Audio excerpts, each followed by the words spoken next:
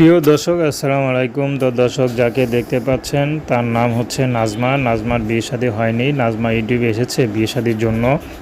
নাজমাকে জিজ্ঞেস করা হয়েছিল, সব মেয়েরা তো একই কথা বলে বিয়ে করবে, পরে তো জনগণকে ঠকায়, পাবলিকদের ঠকায়।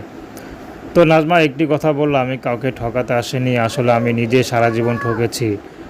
আসলে ঘরে বাবা নেই, মা আছে, ছোট একটা ভাই আছে। যে বয়সে পড়াশোনা করব সে বয়সে সংসারে হাল ধরতে হয়েছে।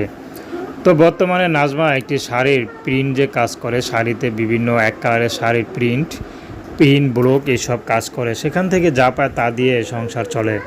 তো নাজমা একটি কথা কষ্ট করে অনেক কান্নার চোখে বলল যে আসলে জীবনটা অনেক কষ্টের, কখনো নিজের শখের একটা জিনিস কিনতে পারেনি। তো বর্তমানে চাচ্ছে যদি স্বামীর ঘরে যায় তাহলে হয়তো দুমুঠো ডাল ভাত খেয়ে একটু সুখে থাকতে পারবো। সেই আশা ভরসা নিয়ে আমি ইউটিউবে এসেছি, কাউকে ঠকানোর জন্য না। তো দর্শক, প্রেম ভালোবাসা বিয়ে শাদী করা একান্ত আপনাদের ব্যক্তিগত ব্যাপার।